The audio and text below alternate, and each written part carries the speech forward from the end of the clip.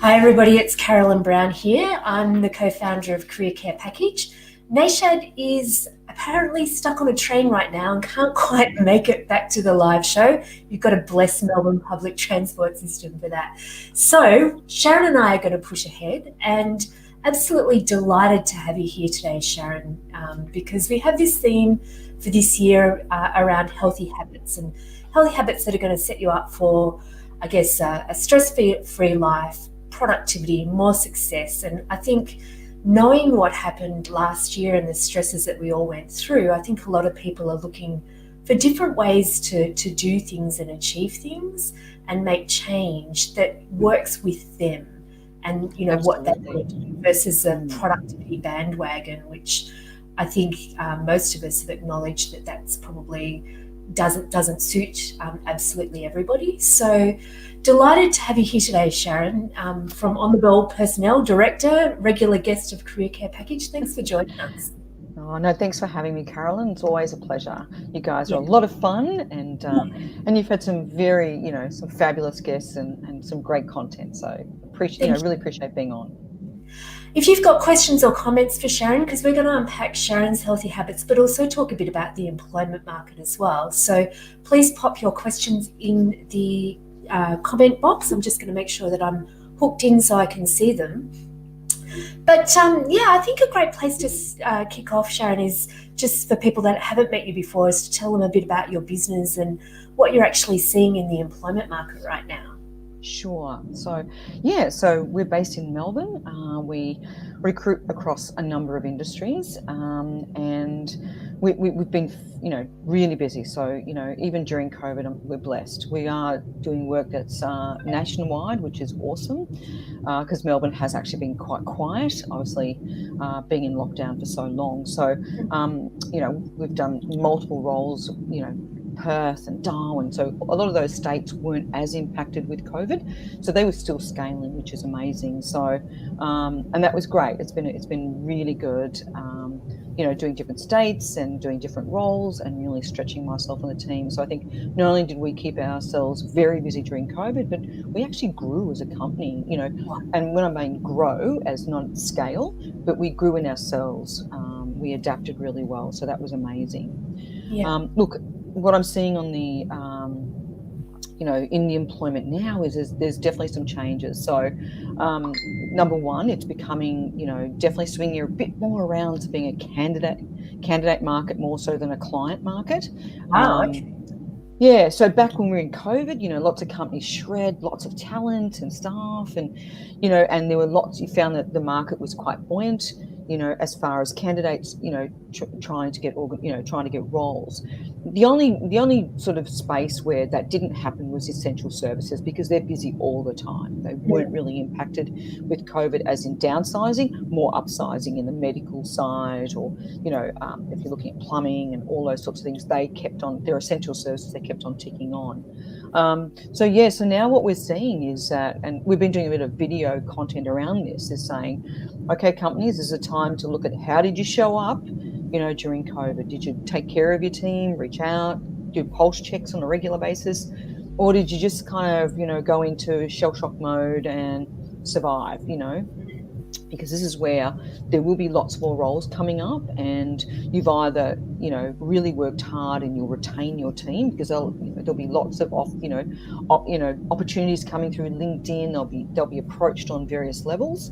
Or do you have a bit of regret going, I could have done that a bit better, really maintained that culture, and made sure that the team knew that whoever was running, the supervisor or even the director, had their back the whole way through COVID. So I think we're going to see a lot about that, where candidates now will be selecting companies that, how did they, what was their sort of branding during that time? Because should we ever go back into something like that, they want to align with companies that have got their back.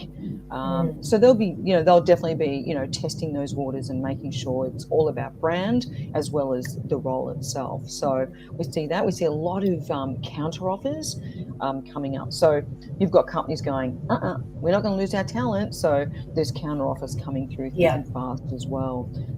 We've It's seen a interesting lot of when you that. we talk about the candidate shortage, because I think for people that don't know the terminology, it's where you're in demand as a job seeker, basically. So Absolutely. what do you see? Are there any particular sectors that you're seeing where that's more prevalent than others? Look, I definitely think the essential services area is already Yeah. quite depleted. So that's probably going to be on a higher level. Look, I think it's going to be, to be fair, right across the board. We've got roles at the moment that are just in an admin capacity, and we're definitely getting a lot of traction, but not right at the level that we need. So we're definitely getting people with not as many skills. We've seen roles where even the interregional areas, we've got a lot of clients that are recruiting in regional Victoria, and just trying to, they're looking for people making a sea change to get out of Melbourne, and even securing talent at that level has been quite hard. Because people are kind of weighing up, what do I lose by moving out of, Melbourne? There's a salary drop. What am I getting though? Am I getting a quality of life? So, there seems to be in that space as well, like just to find talent, I think and also too, I think the other side of the coin is that, talent go, well, we're going to have a lot of opportunities. So I'm going to take my time and pick my employer wisely, pick my role wisely. So we're finding, they're definitely going for a lot more roles. So you need to have kind of like a niche. Or definitely, why you? Why would somebody want to align with your company? What are you standing for? What's the impact that you're bringing? What else are you doing? What's the growth pathway? A lot of candidates, really looking at, like, I don't want to be at a company and just do what I'm doing. Where will I be stretched? Where will I grow? So, companies need to look at the holistic side that would set their company apart. So therefore they become an employer of choice and a bit of a talent attractor. So. Yeah, it's really interesting on that regional thing, because I guess what COVID did prove is that employers that had resisted the remote learning were suddenly forced into it. But also you can live in a regional area and still work wherever as well. So it's interesting to see that boom in real estate outside of the big capital cities. Oh, absolutely. I mean, we do it ourselves. Like, one of my top talent she lives regionally now, and Sylvie comes into the office 3 days a week now, and 2 days she works from home. But when we're all in lockdown, we never skipped a beat. Didn't matter where we were. We're all working really effectively, and it's how it's really how they manage that productivity time.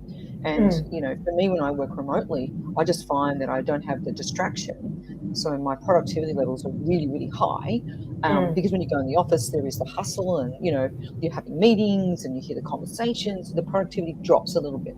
But going back into the office the other day, we were all leaving, and I looked back, and the whole team, we were all laughing, and we were all together, and I thought, must have been nice. It was lovely. It was a beautiful moment in time, and I thought, I have genuinely missed that. So to have the combination now of both, that's a sweet spot for a lot of companies. It's amazing.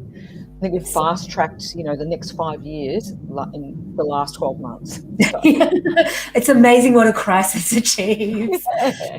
So that's actually a nice little segue into our topic of choice today around, because I sent around an email at the start of the year talking about healthy habits, and you came back and you said you had 2 that really have stood you in good stead. And I guess before we dig into those, I really reckon it would be great for people to hear, particularly job seekers, to hear what it's like for you on the other side, running a busy personnel business, and the stresses that come across your desk every day. Yeah, look, it is. I definitely think that running I suppose any business, you really do have to be someone who is very resilient and can cope with a lot of stress at the one time, but also have the avenue to manage that stress. I think when I first set up on the ball, for me, it was just like, this is my passion, I'm doing it. I never looked at myself as an entrepreneur.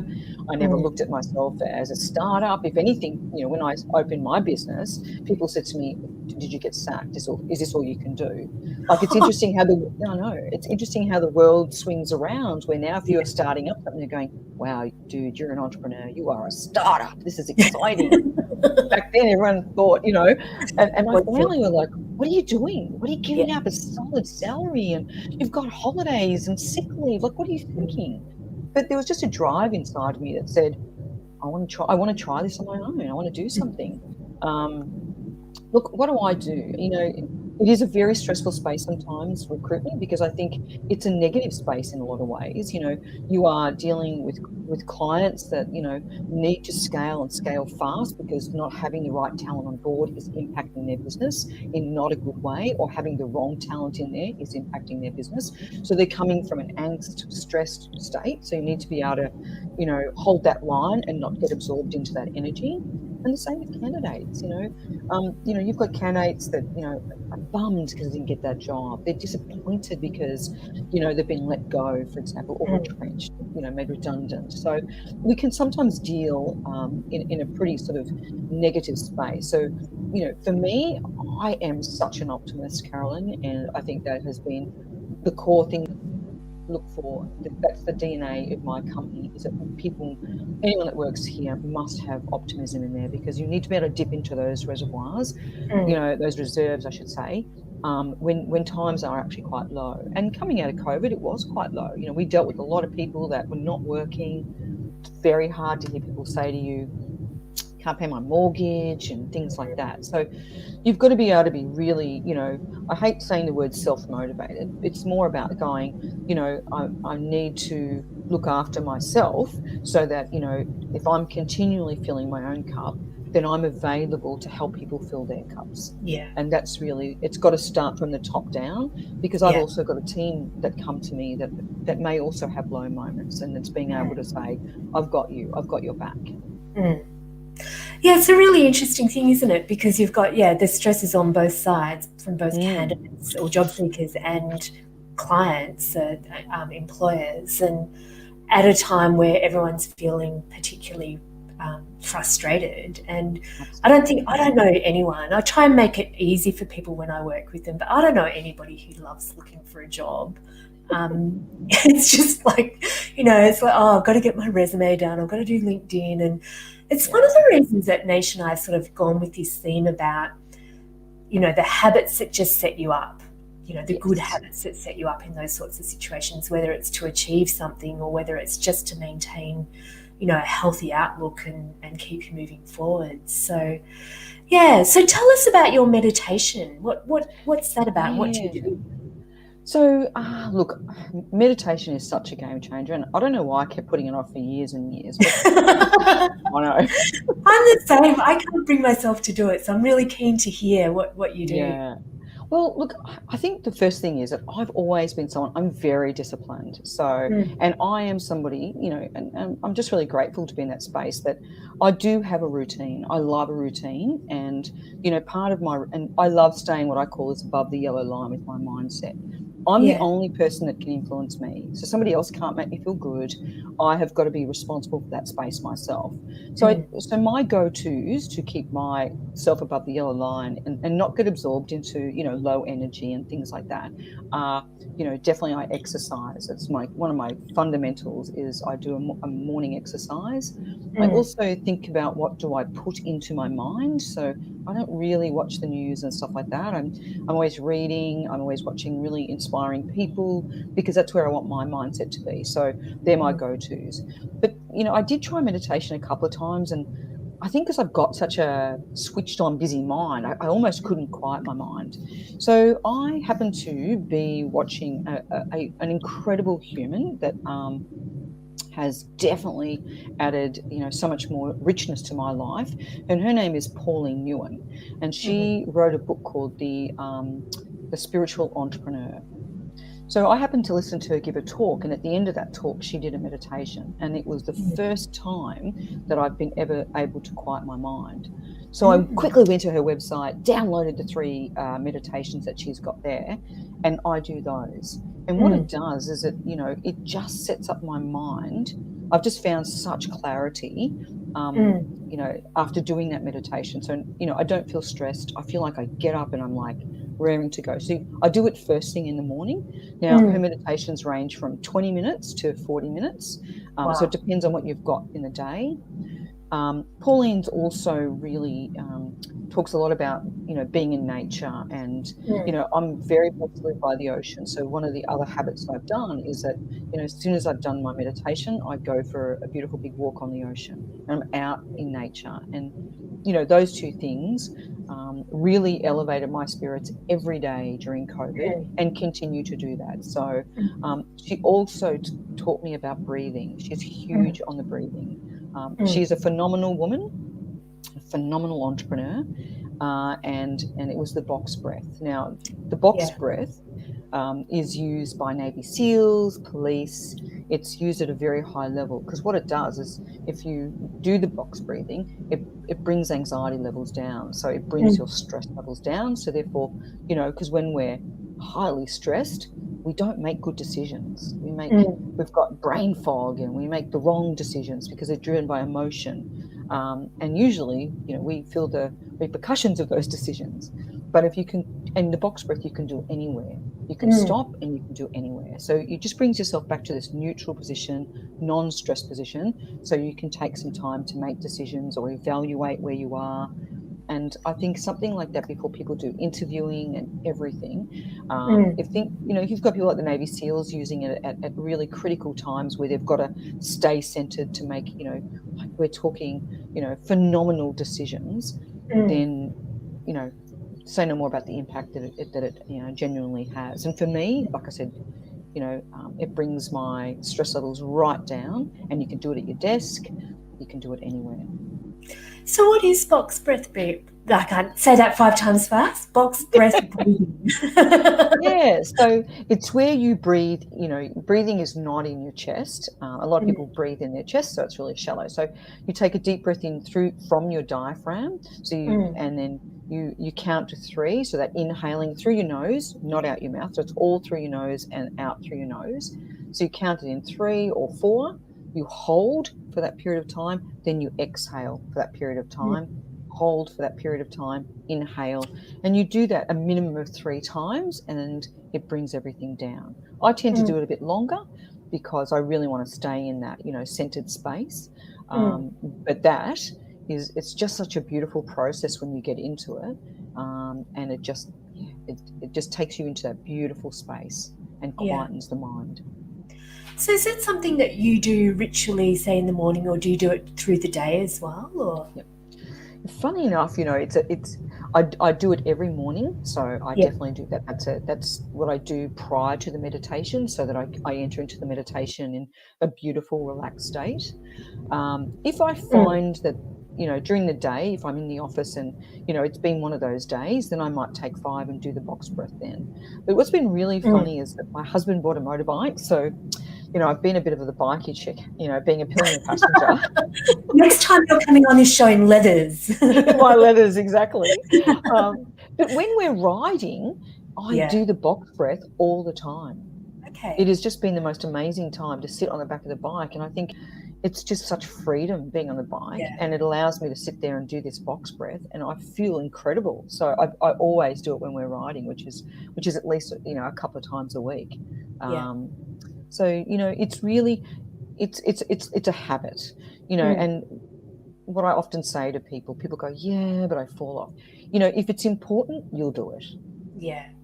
I don't, in my mind, I don't want to sit in a shitty space. I don't want to sit in a low energy space. I want to feel great, feel joy every day. So how do I do that? What are the things that make me feel joy are the things that I follow. And it's not the same for everybody, but they have all added a significant dimension to my life that makes me go into my business and give my team 100%, give my clients 100%, and most of all, give myself 100%, my family, they're the go-tos that keep me in that sweet spot of life. Yeah. How did you, it's an interesting thing, because I've been reading BJ Fogg's book, Tiny Habits, and, one of the things that he says to do is to experiment, but find what works for you. But one of the things that is really critical is finding something that's easy to do and you enjoy. So how did you make the meditation and the breathing a habit? I think because the experience that I first had when I was listening to Pauline with that first meditation, the impact of that meditation made me curious. So I thought, oh, can I do this again? Can I replicate that? And in that meditation, like leading up to that, we did a lot of the box breath as well. And I think it was just curiosity. So I then downloaded that and I kept going. So I'm one of these people that I like to keep to see if it works. I'll trial it, and if it works, and I feel, and that sustained feeling is there, then I will then go, right, this is definitely working for me, and make it habitual. So it's just something I do. Because I want to sit in that optimum high energy space. I'm very driven like that. That for me is it's such a core component of being a great leader, having that wonderful energy. You know, we've all walked into rooms and, you know, you can feel cut the air with a knife. I never want people to walk into my environment and feel that.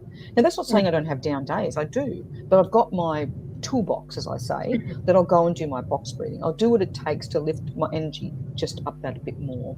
But It's really interesting. Oh, sorry. It just made such a difference, Carolyn. But you've got to be someone, and not every meditation is great. Like sometimes I still struggle to quiet my mind, but I congratulate myself for doing it because it's a bit like exercise. Not every day when we go and run, you know, do we feel like it's great. Like some days I would do a run and be like, whoa, I am an athlete, you know, and other days I'll be like, why is it, you know, I think I can only run 500 yards. Like what the hell, you know?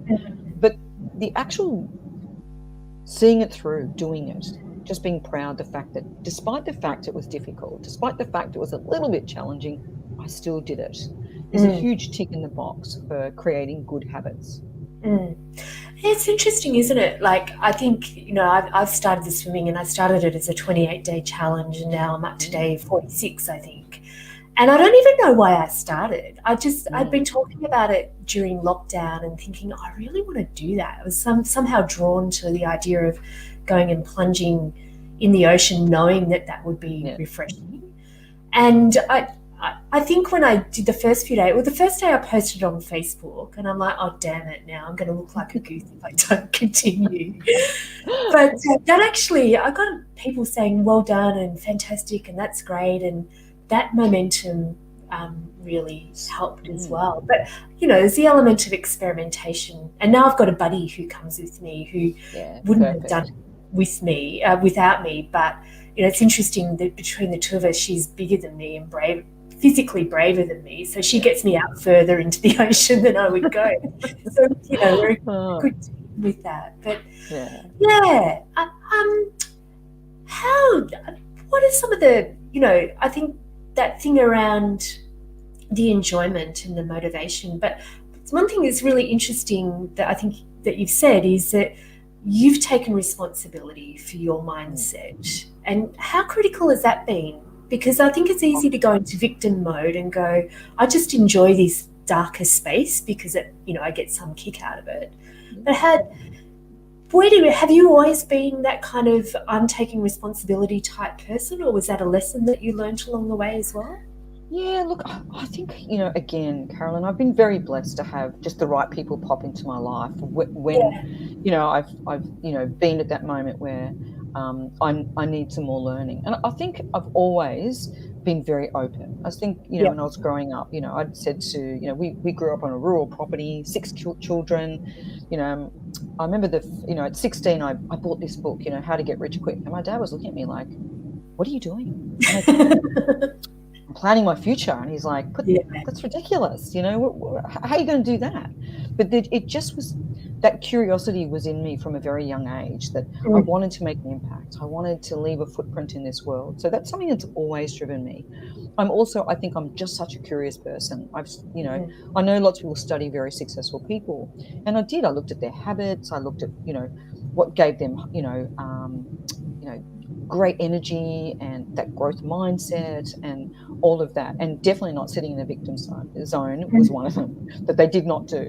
Now there's a very big difference. Like I definitely have times where I go, you know, that was a really crappy day today, but I'll give myself a timeline to say, because you need to feel those emotions. You can't switch those off. That causes other stuff. So I might say to myself, look, you know what?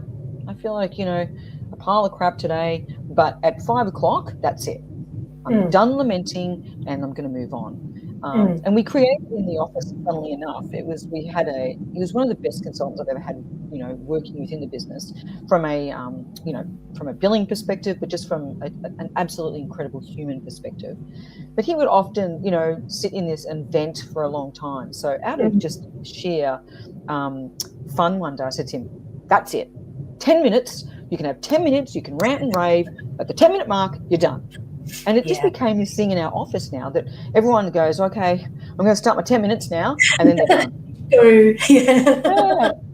Yeah. I even did a video about it, going the 10-minute rule, So I think that's the thing is, you do need to feel those down moments. Sometimes things happen in life and you feel really crappy. But to say to yourself, if I continue down this road, it does not bring me joy. And negative feelings can be just as addictive as good feelings. You've got to make sure you don't zip into that zone.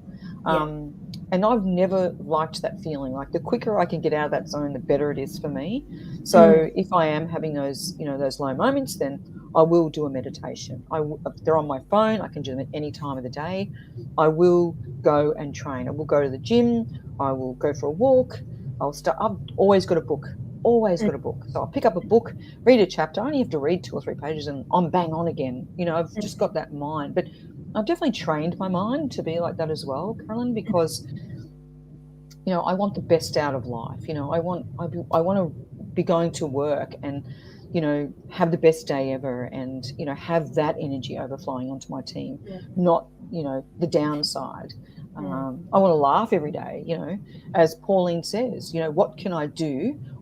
What can I do to bring joy to my day today? So I think about that often. And that can be with a beautiful bunch of flowers on my desk to, sitting down and having a coffee at my favorite coffee place, or just, walking on the ocean and being in nature and seeing the sunrise. So I look at all of those things and encompass them, and it just sets me up for an incredible day.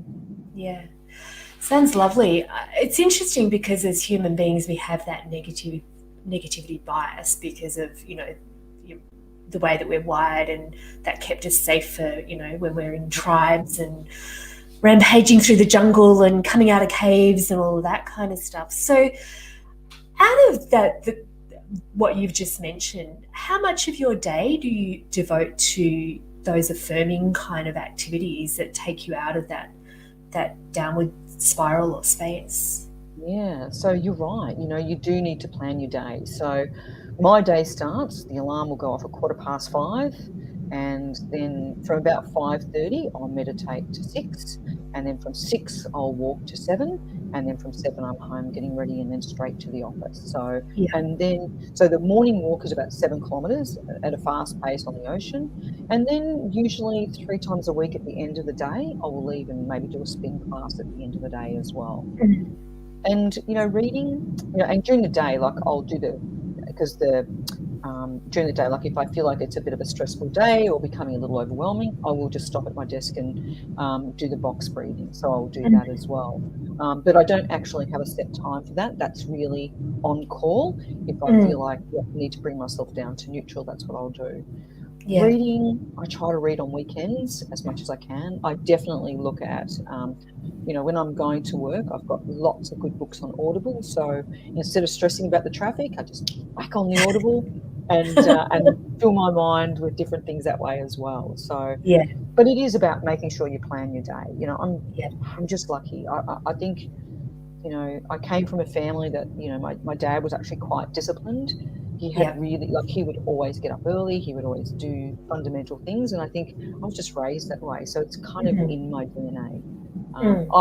If I have no routine, for me, that's the worst position to be in. So often if I go on a holiday, the first week I'm like, okay, how am I doing this? Exactly. Yeah, it's interesting, isn't it, about that thing about habits? It's that regularity, or a trigger event or regularity that's associated with, the time that you do it. And I guess morning is a time. Like I always think about morning as being some of the morning as being my time before it's clients' time, and so tacking on the swim just extends that time that's already my time just out a little bit more, so I have less guilt associated with going and doing something like that, because and now I sort of see that as part of my work day, not work, but part of my work day as well. So yeah. And if you've got to say to yourself, and this is something that was, I didn't wake up knowing this. This was, some incredible people mentioned this to me, that if your cup is not full, you can't possibly fill anyone else's cup. You're going to be dipping into an empty cup, and all you can dip into is tiredness, fatigue, overwhelm, anxiety. So in the morning, like you, Carolyn, that's my sacred time. And I don't take my phone when I go for a walk. I have at times just because I want to get a picture of the sunrise, but I don't look at my phone. Like, that is my downtime. That's where I'm investing in me to be a better human, because then I'm able to serve my team at the highest level. I'm able to serve all my clients and candidates at the highest level. But if I'm not doing those things, then and you are then dipping into an empty cup, and you're not serving anyone. Mostly yourself. You're just not. So your self-care has got to be really, you've got to think about that and go, I'm investing in me, which means I can invest in everybody else. And it's just an interesting little side product that I've noticed, and I'm sure you probably have as well, is when you go and seek out something that's a little bit different or out of your comfort zone, you're kind of self-selecting a tribe in that as well. So, like, say, for example, going for an early morning swim, we've had so many people that have stopped us and gone, oh, I wish I could do that. And we say, come along. Haven't found anybody else yet, but, I'm sure we will. It's like, and then you get this kind of tribe of like-minded and supportive individuals as well. So it's just another little benefit of doing something that's you've got to think.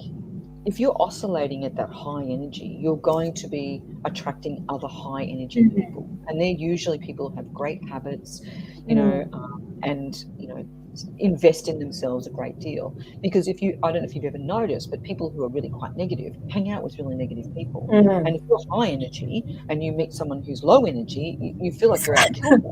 Oh, okay. I'm out here. So I'm all for that. I'm all for, taking responsibility for my life. Like, I can only look after me. I can't influence you, Carolyn. I can't make decisions for you. I can only lead by example. And that's probably what I try to be, is just lead by example. And when I have those moments where I perhaps, stray, because we're humans and we do, we might miss, then I lead by example, saying it's okay to stumble, but know that to get back on, know the benefits of getting back on again, and off you go.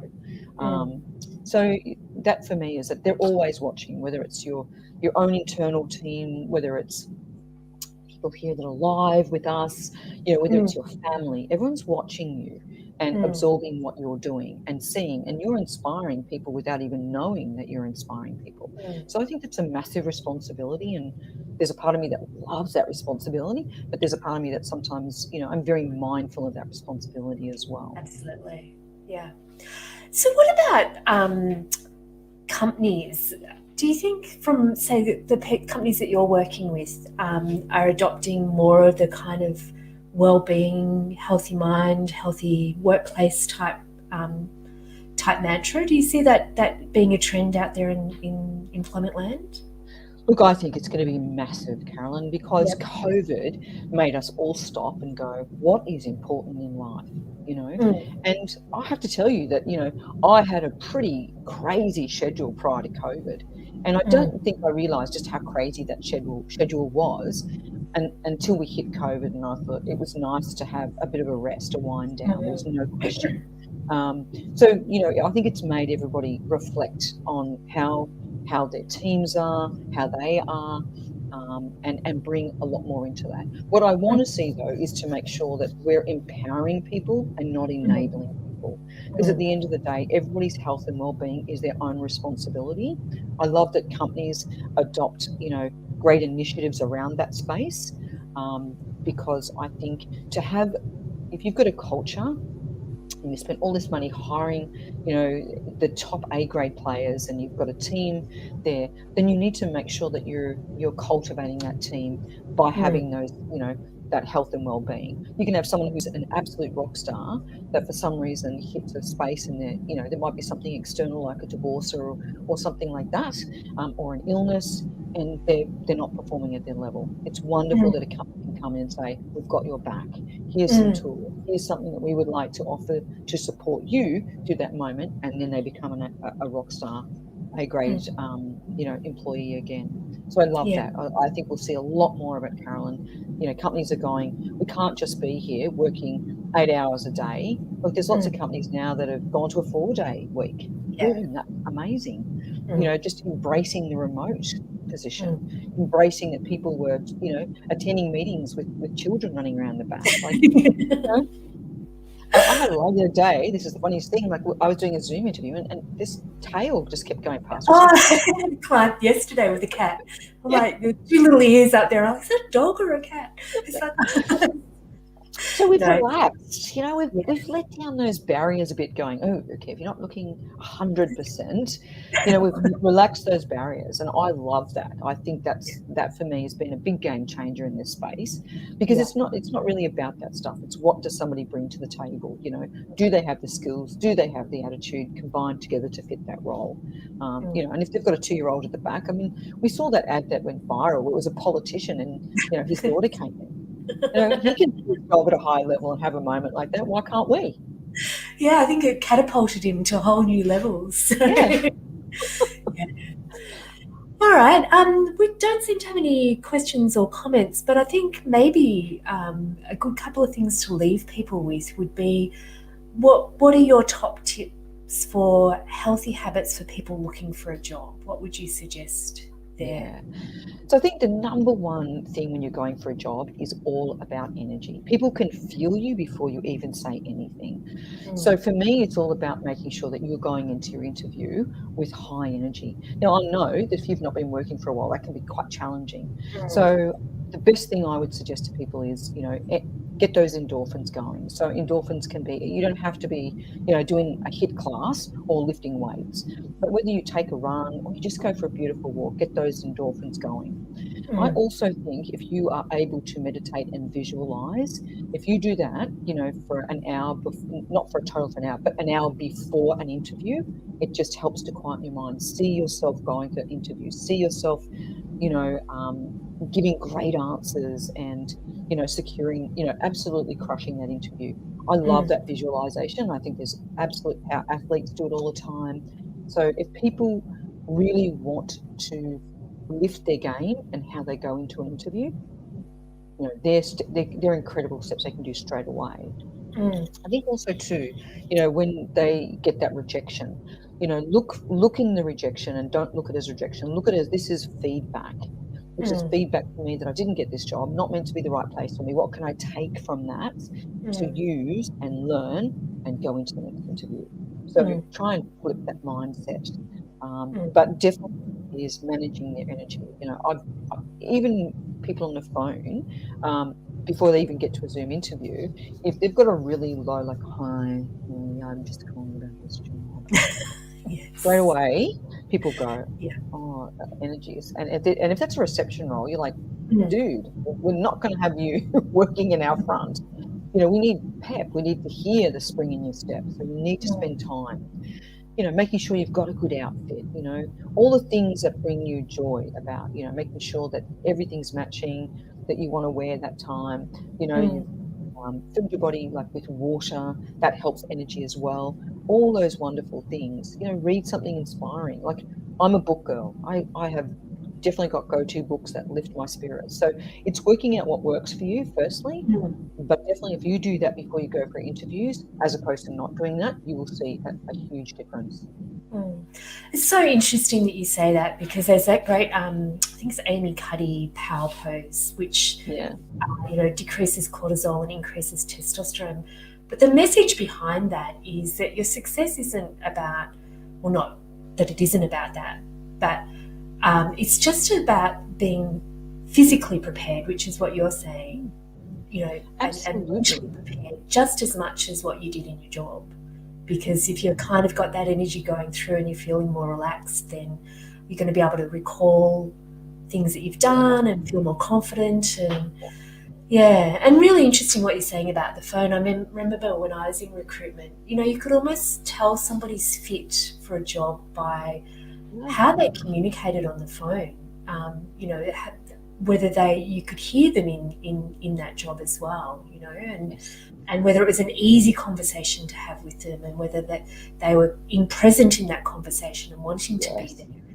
All of those things are, you know, mental energy and physical energy as well. So and so true. Even like when you have high energy, you know, you're sprightly, you stand up, you know, your shoulders are back. I mean, if you look at someone like Amy Cuddy, like you've got that presentation about you, that presence, you know, you smile, you know, you're engaging.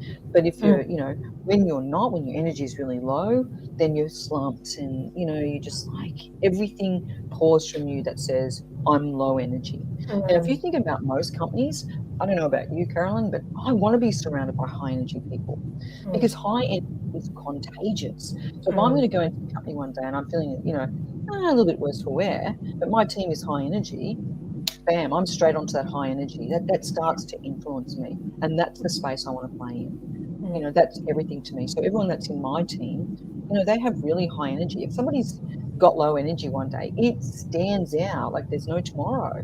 But that's great, because we can go over and say, hey, are you okay? How can we support you? And, you know, within half a day, turn things around, and they're back in that high energy space. Fantastic. Well, it's a lovely note to leave our discussion on. I'm going to run down to jog around the block. I'm going to try that cold swim. Yeah, well, you know, I want a photo. I want to see evidence. Okay, done. Dunsky. It's been so lovely to have you here, Sharon, and definitely get you back on the show again in the near future. But yeah, thank you so much for joining us. Oh, my pleasure. Love supporting you guys. As I said, the content's amazing, and it's always good fun. And sad Nishant was stuck on a train, but hopefully he's viewed in. He could have done a sneaky question, so you smacked He him. did, yeah. No, he's been putting comments, but no actual. I think he's copying. We've got a comment from Bob, aka Nishant. Exactly, Bob. Yes.